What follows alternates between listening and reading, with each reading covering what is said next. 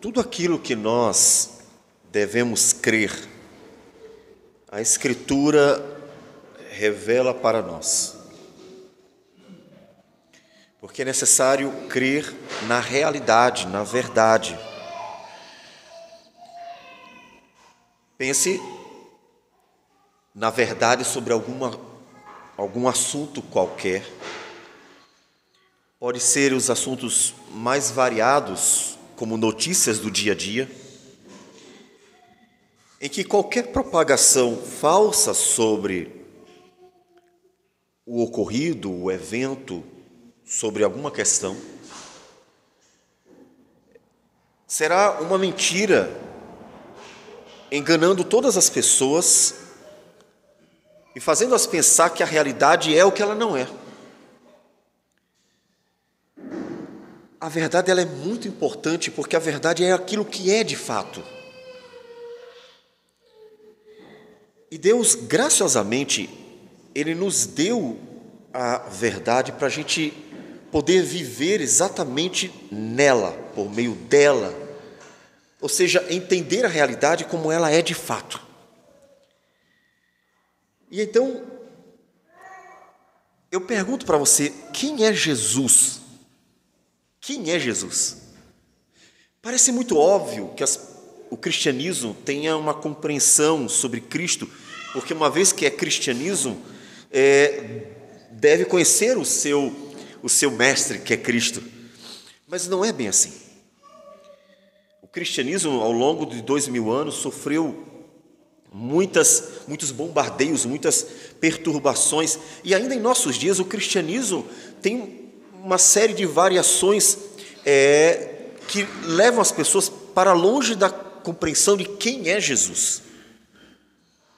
A tal ponto, a questão de qual é a verdade, a realidade sobre quem é Jesus, se tornou isso tão sério, o termos levarmos as pessoas a essa resposta, fazermos elas meditar de fato dentro da própria igreja sobre quem é Jesus, que você vai encontrar dentro do evangelicalismo, entre outras vertentes, como disse, do cristianismo, pessoas que não fazem a menor ideia de quem é Jesus de fato, apenas ouviram falar que Ele é um Salvador, sem saber nem por que ou de que Ele salva.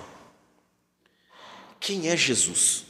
Deixe-me fazer você entender a importância de conhecer a verdade, de entender a realidade acerca de Cristo. Você jamais me tratará ou se relacionará comigo como deve, se você não conhecer de verdade quem eu sou. E isso se aplica ao seu filho, seu cônjuge, seus pais e outras pessoas mais.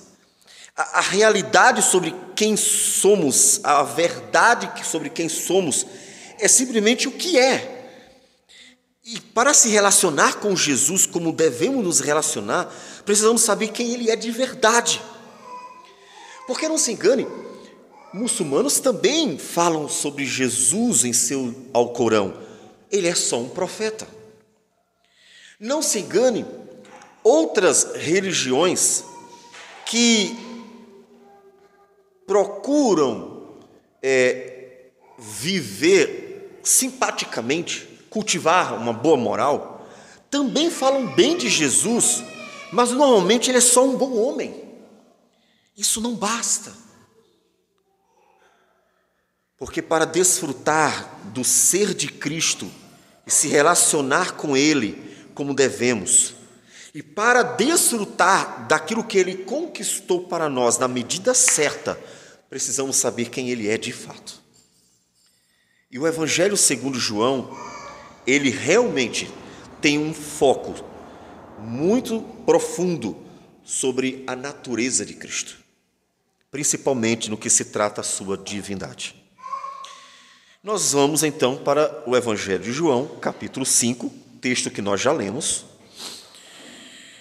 e nós vamos reler apenas o finalzinho do texto, o capítulo 5 de João, versículo 39, diz assim a palavra do Senhor: Examinais as Escrituras, porque julgais ter nelas a vida eterna, e são elas mesmas que testificam de mim.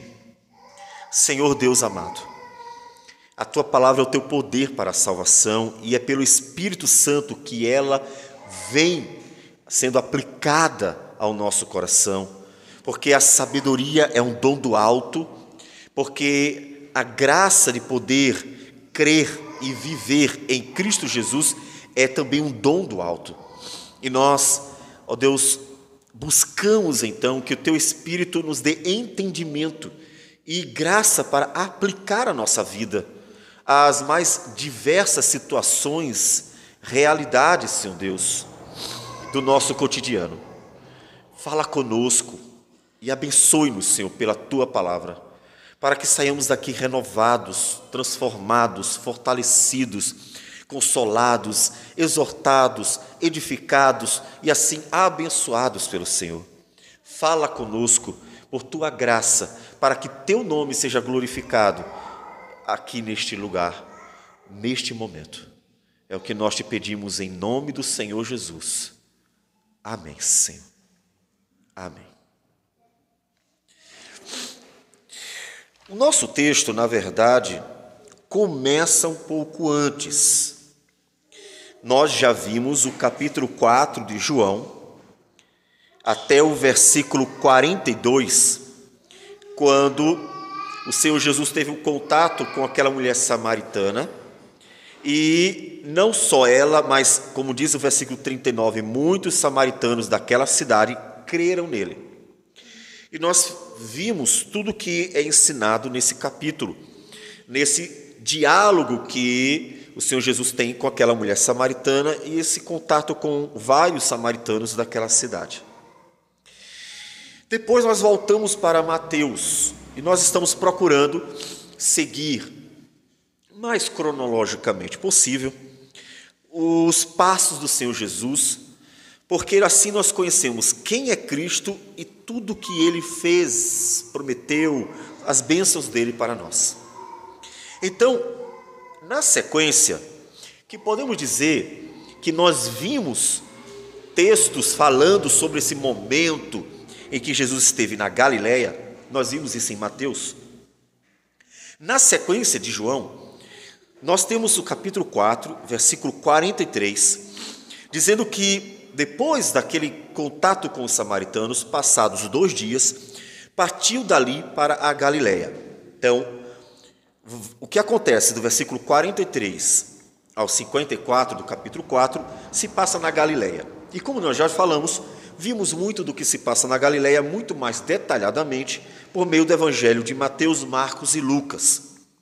Aqui é um resumo. E o apóstolo João escolhe um sinal que Jesus realizou na Galileia.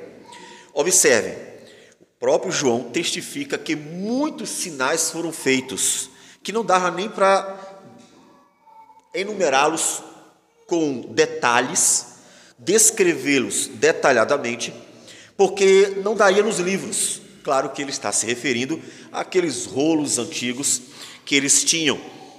Então ele escolhe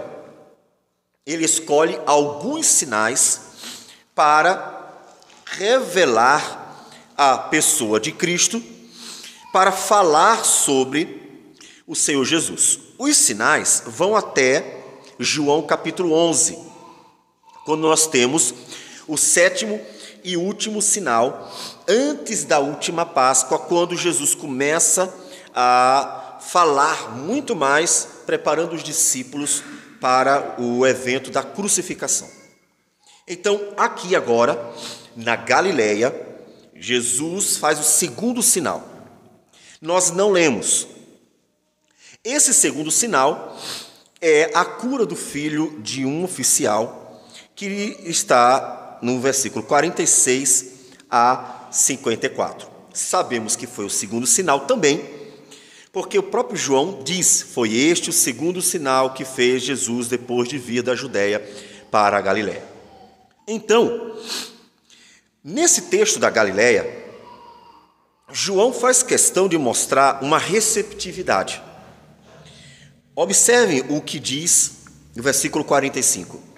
Assim, quando chegou à Galiléia, os galileus o receberam, porque viram todas as coisas que ele fizera em Jerusalém, por ocasião da festa, à qual eles também tinham comparecido. Portanto, ele está se referindo à primeira Páscoa que está narrada no capítulo 2. E segundo o Evangelho, os galileus, desse momento, desse encontro, creram no Senhor Jesus. Testemunho dado pelos eventos que eles testemunharam, que eles viram em Jerusalém. Os galileus creram.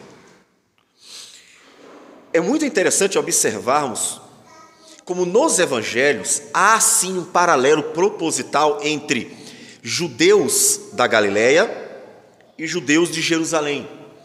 E havia entre eles mesmos essa comparação, porque os judeus de Jerusalém se consideravam os mais ortodoxos, os mais dedicados, os mais zelosos, e olhavam para os judeus de outras regiões, muitos deles helênicos, judeus que tiveram um contato maior com o mundo grego, com os judeus, digamos, não tão puros, não tão ortodoxos, às vezes até realmente mais abertos para o diálogo com outros povos. E eles tinham um certo preconceito com o judaísmo galileu. Tanto que até mesmo no Evangelho de João, nós encontramos Natanael falando acerca de Nazaré da seguinte forma: de Nazaré pode sair alguma coisa boa? Então observe que havia um olhar preconceituoso a respeito de certas regiões e cidades. Só que nos evangelhos, o interessante é que acontece exatamente o oposto na relação com Cristo. Os evangelhos propositadamente mostram que é exatamente entre os ortodoxos, entre os de Jerusalém, que se encontrará a incredulidade, porque eles rejeitaram Jesus durante todo o tempo em que Jesus esteve com eles, pregou, testemunhou, eles rejeitaram. Podemos ver isso no Evangelho de Mateus, quando o Senhor Jesus nos diz, em Mateus 23, de Jerusalém, Jerusalém, que matas os profetas e apedrejas os que te foram enviados. Quantas vezes quis eu reunir os teus filhos, como a galinha ajunta os seus pintinhos debaixo das asas, e vós não quiseste. Então, nos evangelhos, aqueles que receberam Jesus, aqueles que creram em Jesus, a despeito da própria miséria, a despeito de todos os seus problemas morais, porque muitos deles eram rejeitados, marginalizados, muitos deles eram pessoas que viviam uma vida realmente medíocre, e a despeito de toda a vida religiosa e moral medíocre deles, eles é quem creram. Por isso nós encontraremos os judeus reclamando com Jesus por comer com publicano, deixar uma prostituta tocar em seus pés e andar com pecadores, enquanto que esses creram e eles rejeitaram. Então, quando nós vamos para João, não é diferente. João mostra samaritanos que eram desprezados, eram tratados com repúdio mesmo. Samaritanos crendo em Jesus, mas os judeus de Jerusalém rejeitando Jesus. Judeus da Galiléia crendo em Jesus, mas judeus de Jerusalém desprezando Jesus. Não é por acaso que o autor mostra esse paralelo, lembrando-nos as palavras que o apóstolo Paulo, que foi ensinado entre rabinos, na melhor escola de rabinos, a escola de Gamaliel. E ele que aprendeu entre os melhores, que diz que era irrepreensível, fariseu rigoroso, ele reconhece em 1 Coríntios capítulo 1 o seguinte: irmãos, reparai, pois, na vossa vocação, versículo 26, visto que não foram chamados muitos sábios segundo a carne, nem muitos poderosos, nem muitos de nobre nascimento. Pelo contrário, Deus escolheu as coisas loucas do mundo para envergonhar os sábios, e escolheu as coisas fracas do mundo para envergonhar as fortes. E Deus escolheu as coisas humildes do mundo e as desprezadas e aquelas que não são, para reduzir a nada as que são, a fim de que ninguém se vanglorie na presença de Deus. Este é um grande ensinamento que podemos ter nos evangelhos, nesse paralelo que é apresentado entre judeus ortodoxos, que são incrédulos, e judeus e até não judeus, que creram, receberam o Senhor Jesus, se apegaram ao Senhor Jesus e foram, portanto, até elogiados por Cristo, pela fé que demonstraram no Senhor Jesus. Deus é gracioso para com o pecador, não pelo que ele vê no pecador. Essa é uma lição fundamental. Lição essa que, inclusive, já veremos também no início do capítulo 5. Deus opera as suas maravilhas, concede a salvação, abençoa ricamente pecadores, não porque ele encontrou nesses pecadores alguma coisa, em hipótese alguma, muito pelo contrário, propositadamente, Deus pega aquilo que é mais desprezado da sociedade e manifesta a sua graça, manifesta seu amor, manifesta a sua misericórdia, para mostrar ao mundo que a salvação pertence ao Senhor, que a glória da salvação pertence somente ao Senhor e a mais ninguém. E isso tem para nós um conforto tremendo, porque quando nos sentimos miseráveis e quando achamos que precisamos ter alguma coisa para que Deus nos veja e nos abençoe, então a Escritura nos mostra que até os mais miseráveis dos pecadores foram abençoados grandemente pelo Senhor. E isso nós podemos ver não só nos evangelhos, porque nós encontramos isso nos personagens da Bíblia, como Ana, que não tinha filhos, e Deus a abençoou com mais filhos do que Penina. Como Davi, que não era o mais velho, mas o mais novo, que até o pai não levou em conta, quando o profeta Samuel foi para ungir um dos seus filhos, e ele foi o escolhido. E assim nós encontramos na Bíblia, muitas vezes, Deus escolhendo as coisas desprezadas, aquelas que não eram valorizadas aos olhos da sociedade, para mostrar que a glória da salvação pertence única e exclusivamente ao Senhor. Como disse, e nós lemos o apóstolo Paulo, a fim de que ninguém se vanglorie na presença de Deus. Então, clame ao Senhor não quando você achar que merece. Peça a Deus não porque você acha que está num nível de santidade que satisfaz a Deus. Busque as misericórdias do Senhor não porque você acha que foi um bom menino durante o ano, mas coloque a sua vida diante de Deus, porque Ele é rico em misericórdia, porque Ele é grande em misericórdia, e abençoa até o mais miserável dos homens, até o mais miserável das mulheres, para manifestar nessa a sua graça, seu amor, sua justiça, sua compaixão, para mostrar que a salvação pertence a Ele. Sinta-se então encorajado a buscar ao Senhor. No capítulo 5, então, nós temos o terceiro sinal. Segundo sinal, terceiro sinal. Eles aparecem juntos. E o capítulo 5 vai nos contar o que Jesus fez e o que Jesus ensina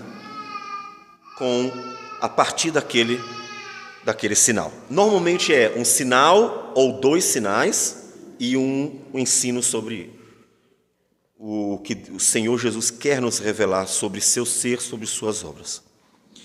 E no capítulo 5, versículo 1, ele já não está mais na Galileia. Observe, na Galileia, Jesus foi crido. Eles creram no Senhor Jesus. Agora em Jerusalém, versículo 1, vamos então acompanhando o capítulo.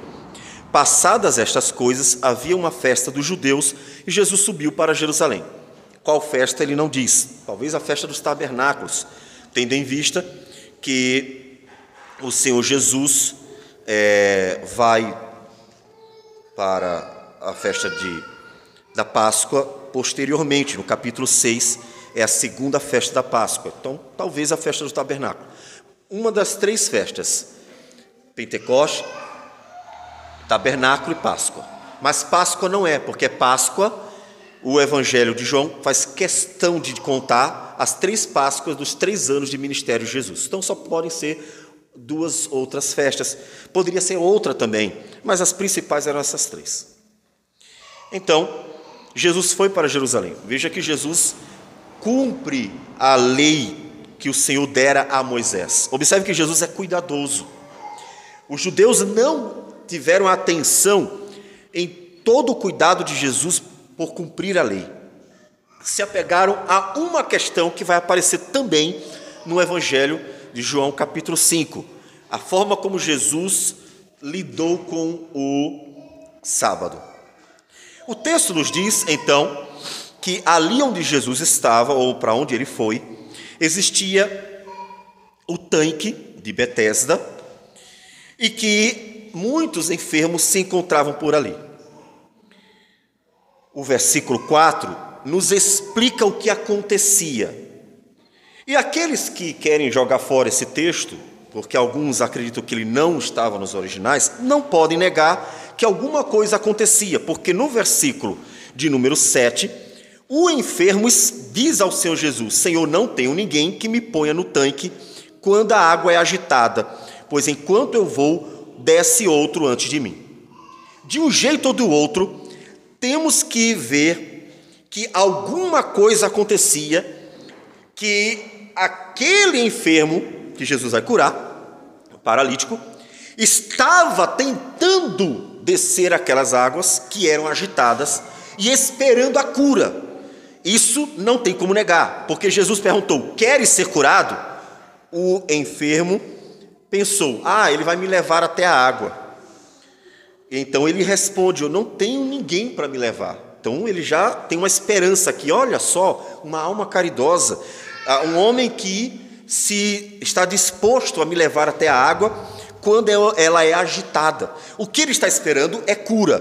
Portanto, mesmo para quem não quer aceitar o texto do versículo 4, que explica exatamente o que acontecia, não tem como negar que realmente acontecia algo. E esse algo está relacionado com a cura daqueles que iam até a água agitada. Não vamos nos detalhar isso, que não é o nosso propósito. Então, o Senhor Jesus vai fazer algo mais. Eles estão esperando a misericórdia de Deus se manifestar para curar. Eles estão esperando um milagre de Deus. E Jesus vai se revelar ali como o Deus do milagre, o Deus da misericórdia, porque aquele homem não merecia, e não merecia mesmo. Podemos dizer que ali Jesus está manifestando a misericórdia divina, de fato, sobre aquele enfermo. Então, ele diz: levanta-te, toma o teu leito e anda. É interessante que nesse texto não aparece a fé do curado, não aparece esse tipo de relação, focando no homem, aquele que recebe o benefício. Muito pelo contrário, o foco é tão somente em Cristo. E o homem é curado, independente de se dizer se ele creu ou não creu. Ele queria. Mas se creu ou não creu, o texto não se apega a isso. Ele simplesmente diz: levanta-te, toma o teu leito e anda. E imediatamente o homem se viu curado e, tomando o leito, pôs-se a andar. Então ele levantou porque ele viu que ficou curado. Então não há uma associação com a fé dele, mas com o poder de Deus manifesto por Cristo Jesus em favor dele. E nós vamos entender melhor esse não enfatizar o homem pelas palavras que vão vir um pouco mais adiante. O que acontece é que o homem se retira e Jesus também se retira. Só que os judeus ortodoxos estão vendo um homem carregando o seu leito e já vão em cima dele. Olha, você não pode andar carregando o leito no sábado. Parte das suas tradições interpretativas acerca do que pode ou não pode fazer no sábado. E então vão ali para julgar e condenar aquele homem que era paralítico, que nunca foi ajudado por eles, que ninguém levou até a água agitada para que ele fosse curado, mas que estavam prontos para condená-lo somente porque ele carregou o seu leito no dia do sábado. Observe a forma como o judaísmo ortodoxo é apresentado, com tamanha dureza de coração, maldade e incredulidade naquele momento. Então, ele responde: um homem me disse para fazer isso. Só que ele não sabia quem. Quem fez isso? Ele não sabe. Mas, versículo 13, o que fora curado não sabia quem era, porque Jesus se havia retirado por haver muita gente naquele lugar. Jesus saiu. Mais tarde, versículo 14, diz que Jesus vai procurar aquele homem. Olha a forma como Jesus agora vai tratar com ele. E olha como aquele homem vai tratar Jesus. Mais tarde, Jesus o encontrou no templo e lhe disse: olha, que já estás curado, não peques mais, para que não te suceda coisa pior. Cuidado, não isole esse versículo para fazer teologia, pecado, doença, porque ainda que seja verdade que o pecado na criação trouxe as doenças, e isso podemos ver em Gênesis capítulo 3, não é verdade que toda doença está relacionada a um pecado, tá certo? Nós podemos ver isso no próprio Evangelho de João, quando no capítulo 9, acerca de um cego de nascença, os discípulos perguntam para Jesus: mestre, quem pecou, este ou os pais, para que nascesse cego? Jesus responde: nenhum nem outro.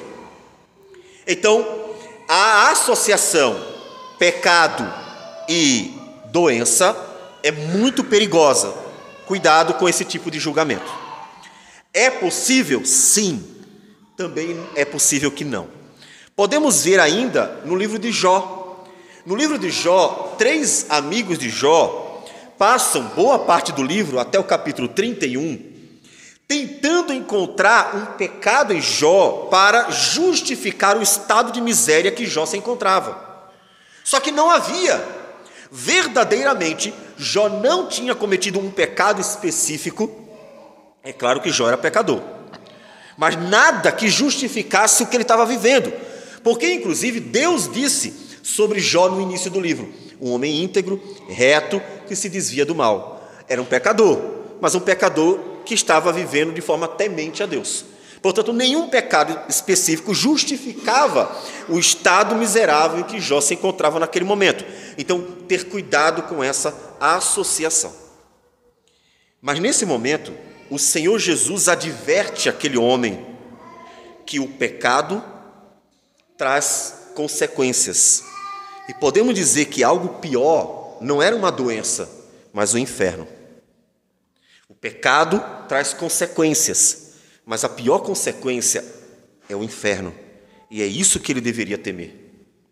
Observe que Jesus foi até aquele homem, abençoou aquele homem, ele não pediu, ele não fez nada por merecer. Jesus mesmo assim foi lá. Ele não fala se tem fé ou não tem fé, ou seja, independeu daquele homem. Jesus abençoou com a cura. Agora Jesus adverte aquele homem, para que ele tema algo pior do que a paralisia, para que ele tema algo pior do que a doença. Ele não diz o quê? Podemos supor que ele se refere ao inferno, porque o próprio Senhor Jesus diz que aqueles que não crerem, eles entrarão em juízo, serão julgados pelo Senhor. Então, versículo 15 diz: o homem retirou-se e disse aos judeus que fora Jesus quem o havia curado. É um absurdo. Jesus vai lá, faz um milagre, opera naquela vida, faz algo maravilhoso, tira aquele homem de uma enfermidade terrível, E aquele homem vai lá e denuncia Jesus. Observe o caráter daquele homem.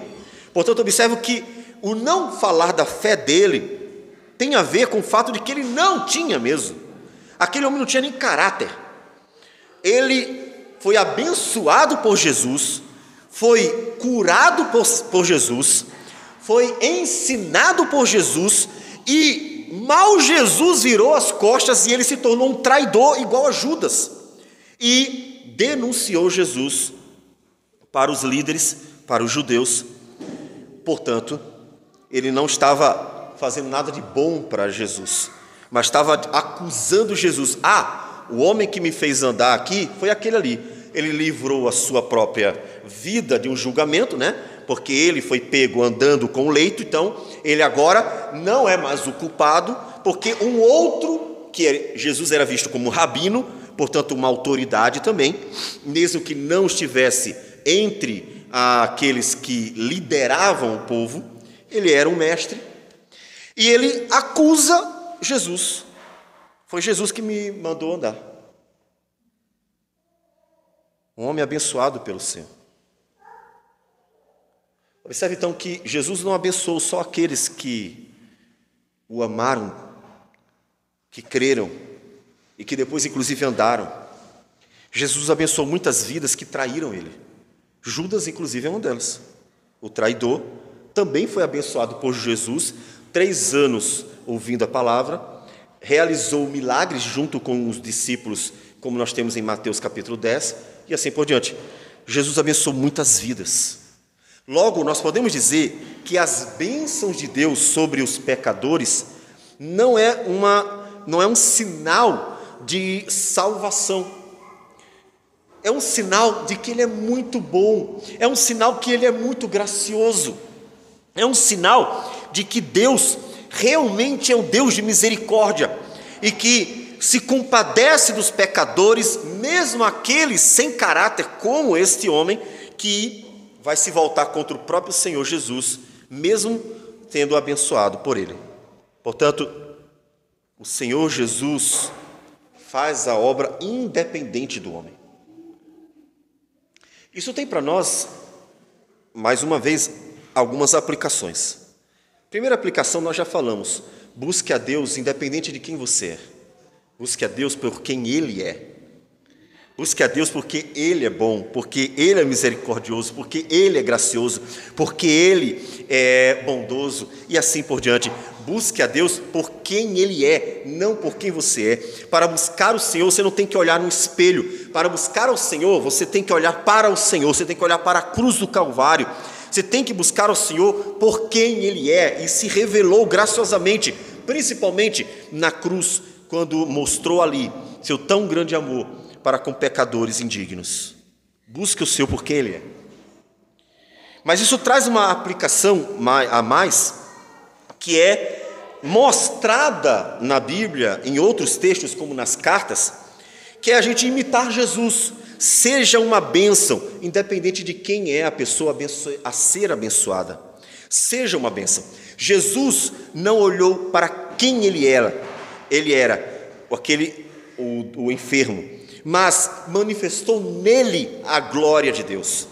Portanto, quando nós fazemos o que é bom para a glória de Deus, nós glorificamos a Deus. Esse é o nosso propósito.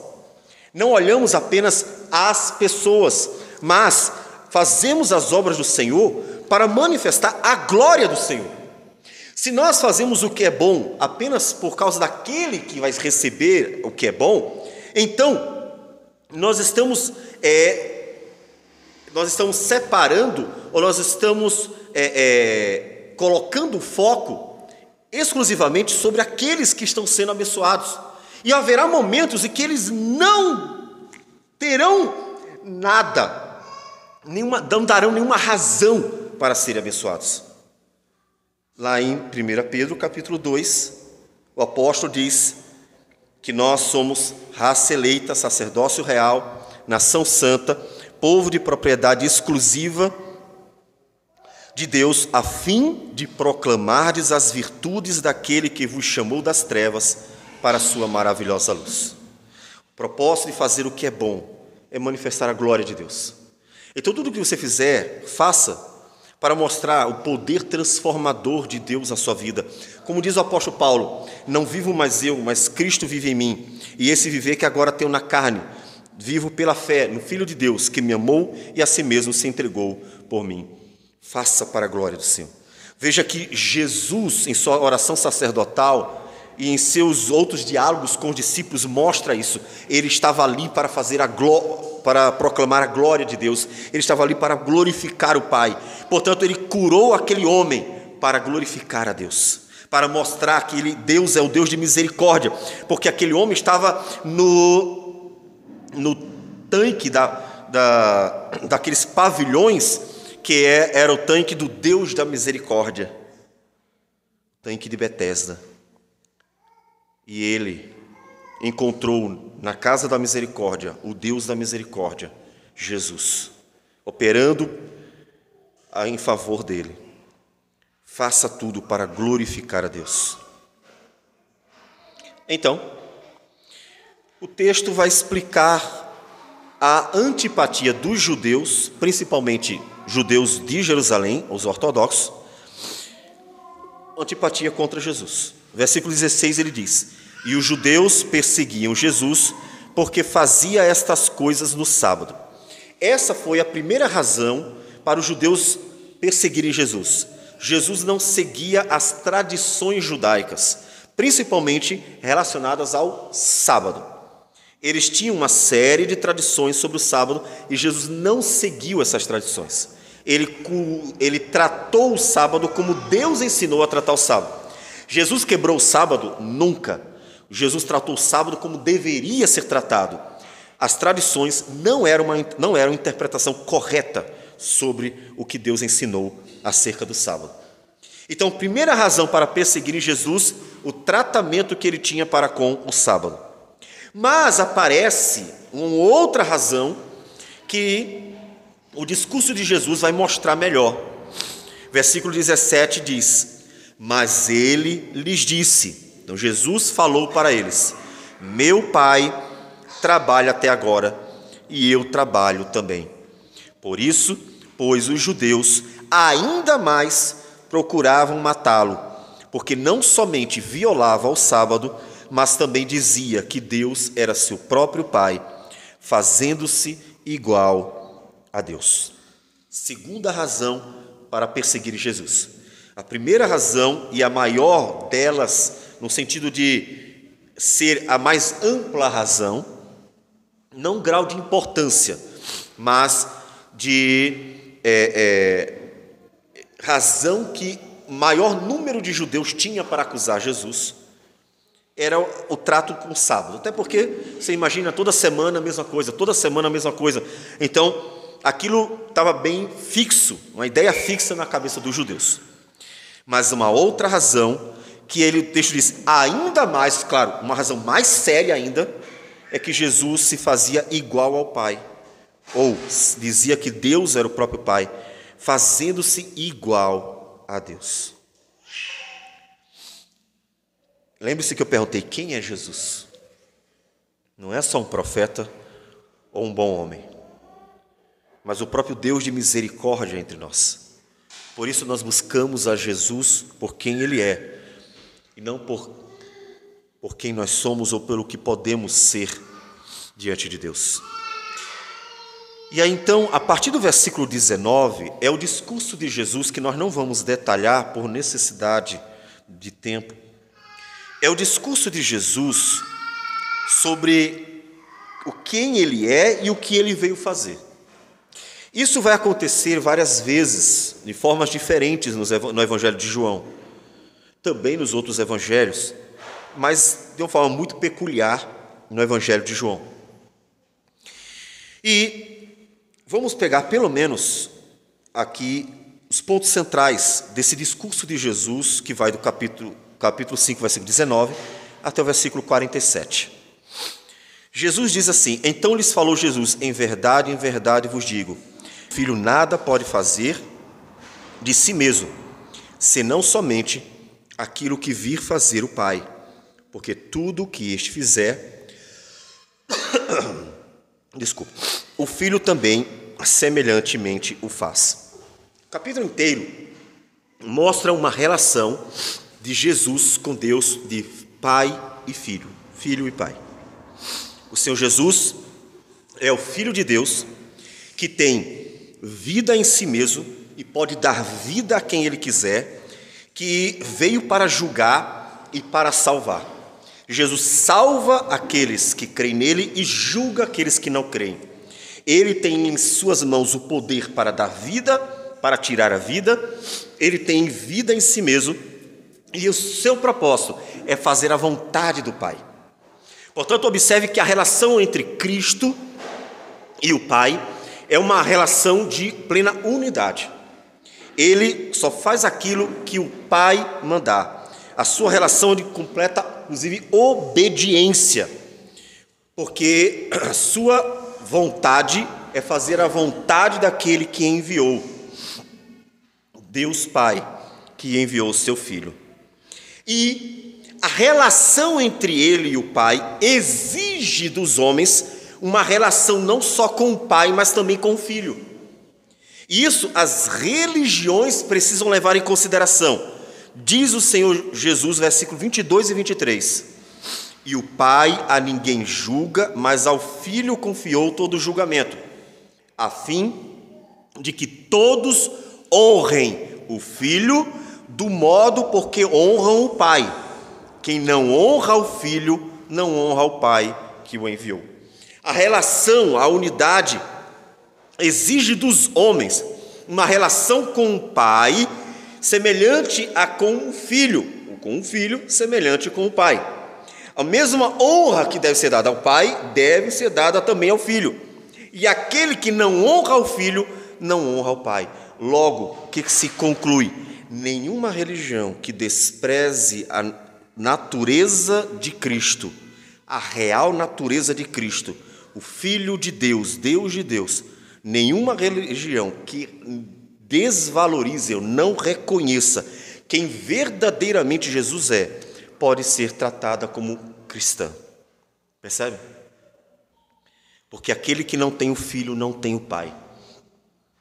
E o Senhor Jesus faz isso várias vezes no Evangelho de João, mostrando que aquele que despreza o Filho está desprezando o Pai.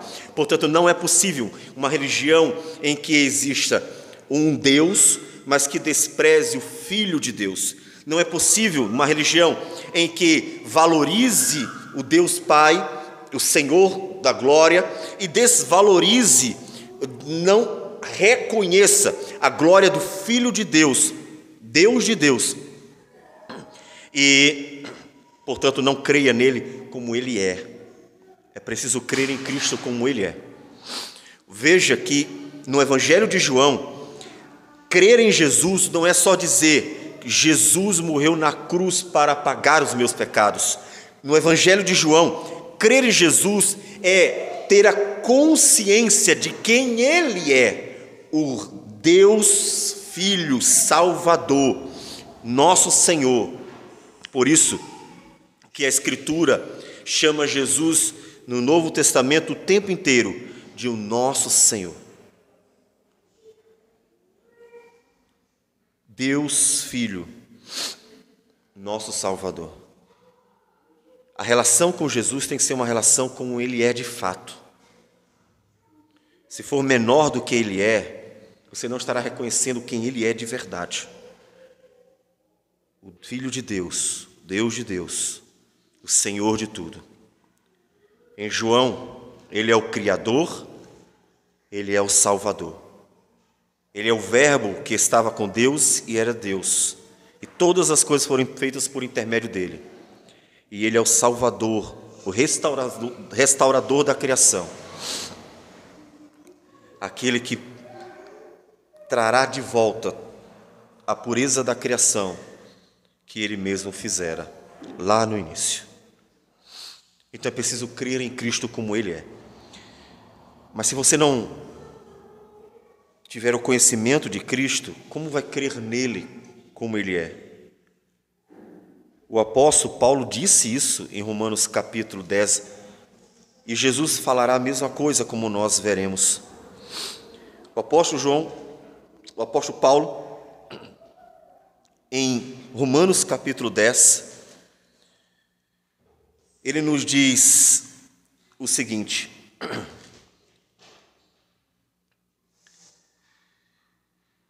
versículo 13: porque todo aquele que invocar o nome do Senhor será salvo. Jesus, Ele é o Senhor, portanto o nosso Deus. Como, porém, invocarão aquele em quem não creram? E como crerão naquele de que nada ouviram? E como ouvirão se não há quem pregue? E como pregarão se não forem enviados? Como está escrito, quão formosos são os pés dos que anunciam coisas boas. Você precisa ler a Bíblia. Você quer buscar a Deus, pedir a Deus o favor. O paralítico foi abençoado por Deus. O paralítico foi curado por Deus. Mas o paralítico não conhecia Deus.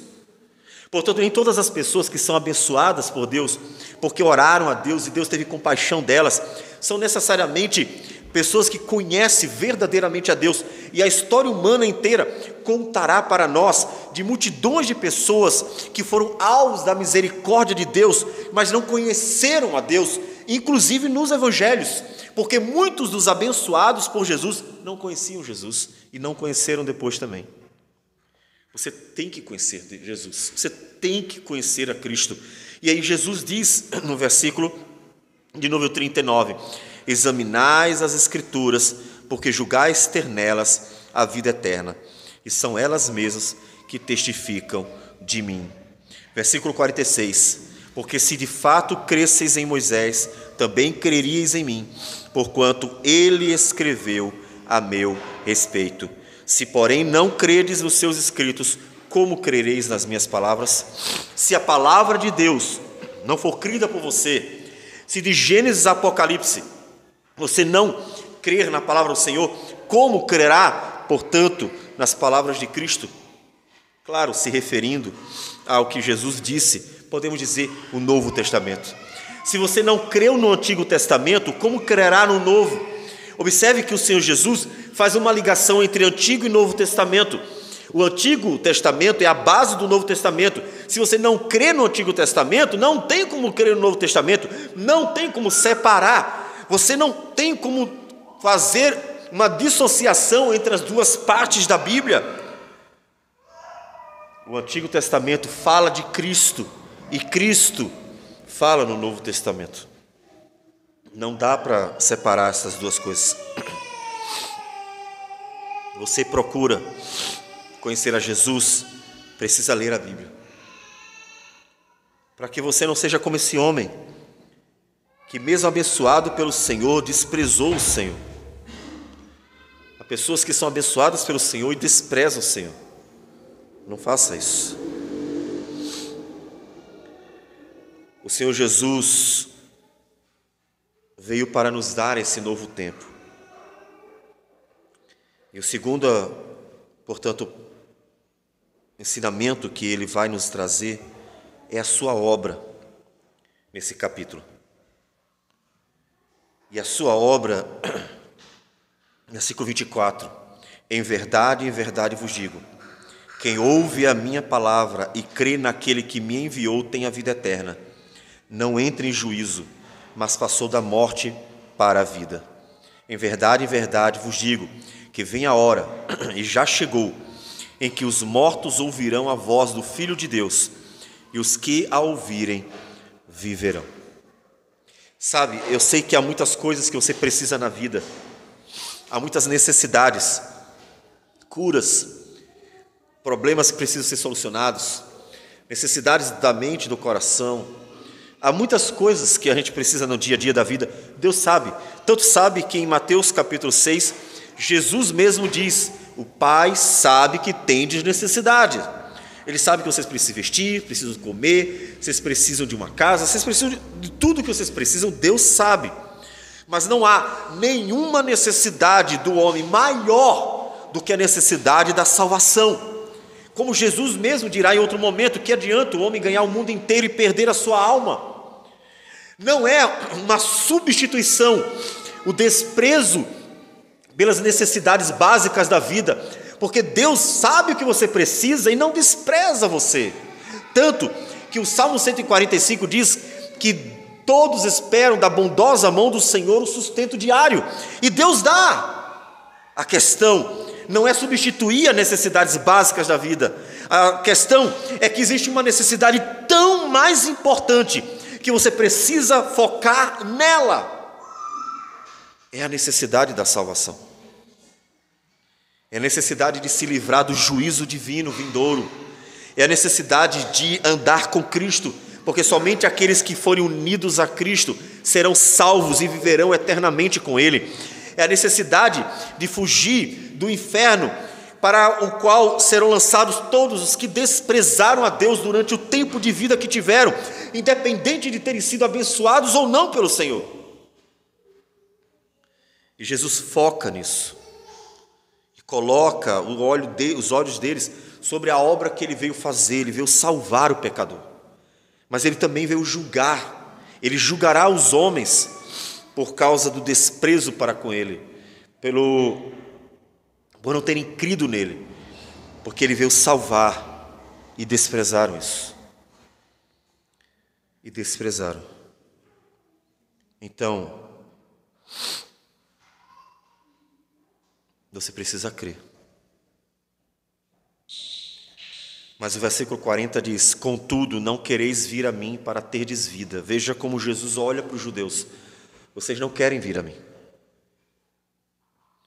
Eu não aceito glória que vem dos homens. Sei, entretanto, que não tendes em vós o amor de Deus. Vocês não querem vir a mim. Vocês não têm o amor de Deus. Eu vim em nome do meu Pai, e não me recebeis. Se outro vier em seu próprio nome, certamente o recebereis. Observe, se um outro profeta se levantasse em seu próprio nome, eles receberiam, valorizariam e honrariam. Mas o fato de ser o Filho de Deus, eles desprezaram. Por quê? Porque eles são do mundo e só amam as coisas do mundo. Por isso que é tão fácil se criar e fazer uma religião crescer. Homens com suas vãs imaginações, criando concepções sobre Deus segundo o seu próprio caráter. E as pessoas vão atrás. As religiões aparecem facilmente, porque o homem do mundo ama as coisas do mundo. Jesus disse: mas em mim vocês não creem. O homem do mundo ama o mundo, por isso não crê em Deus. Mas Jesus, mesmo assim, os chamou, mostrando sua misericórdia e graça. Como podeis crer, vós que aceitais glória uns dos outros, e contudo não procurais a glória que vem do Deus único?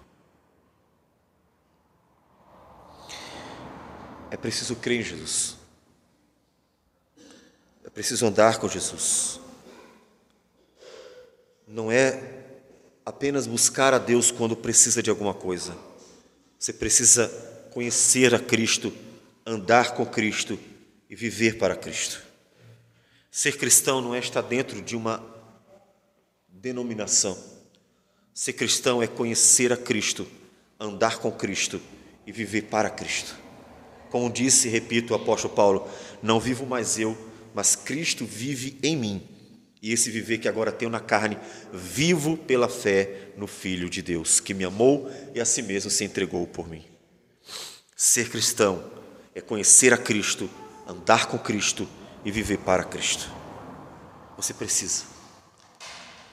E você não fará isso sem abrir a Bíblia e ouvir a voz do Senhor. Você não fará isso sem buscar o Senhor em oração. E tudo isso pelo Espírito do Senhor, dando entendimento, aplicando a sua vida, a palavra, e te ensinando a orar como a Escritura nos ordena, nos ensina. Então você precisa buscar o Senhor. Todo dia você pede a Deus o pão, peça Ele, a presença dEle na sua vida. Peça para andar com Ele. Peça mais do que suas necessidades, peça a Ele. Pedimos as nossas necessidades todos os dias, agora peça a Ele.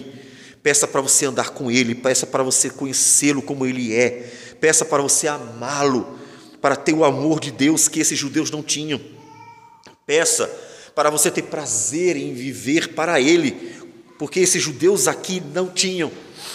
Então, peça de fato para que você possa ter Ele em sua vida, e não apenas as coisas que Ele pode dar, porque aquele homem que atraiu Jesus, denunciando Jesus para os judeus, também foi abençoado por Jesus, mas desprezou Jesus, não conhecia Jesus. Porque no último dia você verá a diferença entre ser abençoado com aquilo que Deus pode te dar e ter de fato o próprio Deus na tua vida. Porque somente aqueles que tiverem se unido a Cristo, viverem com Cristo, andarem com Cristo, só esses viverão para sempre com o Senhor. Então, busque a Deus de fato, busque a Cristo de verdade. Procure conhecê-lo, amá-lo e andar com Ele. Porque são esses que viverão para sempre e se alegrarão para sempre com o Senhor. Porque o amaram por toda a sua vida e o amarão para todo sempre.